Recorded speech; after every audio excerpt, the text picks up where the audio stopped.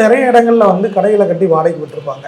So ஸ்பெசிஃபிக்காக தெற்கு பார்த்த சைட்டில் தெற்கும் தென்மேற்கெல்லாம் சேர்ந்த மாதிரியும், மேற்கு பார்த்த சைட்டில் மேற்கும் வடமேற்கும் தென்மேற்கெல்லாம் சேர்ந்த மாதிரி கடைகளை கட்டி வாடகைக்கு விட்டுருப்பாங்க. ஸோ இந்த மாதிரியான இடங்களில் 2 இஷ்யூ வந்து நம்மளால் பார்க்க முடியுது.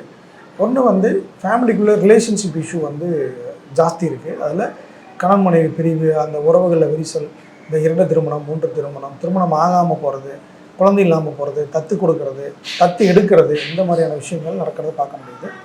ஃபினான்ஷியலாக வந்து அவங்க ரொம்ப மோசமான நிலைமைக்கு போய் யார் அந்த கடைக்கு வாடகைக்கு விட்டுருக்காங்களோ அந்த கடையை நடத்துகிறவரே அந்த பில்டிங் வாங்கின கேஸும் நம்ம பார்க்க முடியுது.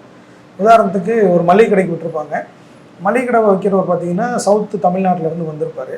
ஒரு நீண்ட நாள் அதே இடத்துல கடையை வச்சுட்டு அவங்ககிட்ட ஒரு கை மாற்ற ஒரு 50,000 1 லட்சம் பணம் வாங்கியிருப்பாங்க. காலப்போக்கில் அவருக்கே அந்த பில்டிங்கை கொடுத்துட்டு இவங்க வெளியேறின கதையெல்லாம் நம்மளால் பார்க்க முடியுது. ஸோ குடியிருக்கக்கூடிய இடத்துல கமர்ஷியலாக நீங்கள் கடை கட்டுறீங்க அப்படின்னா ஒரு முறைக்கு 100 முறை யோசிச்சு பண்ணுங்கள். பல இடங்கள் அது தேவை இருக்காது.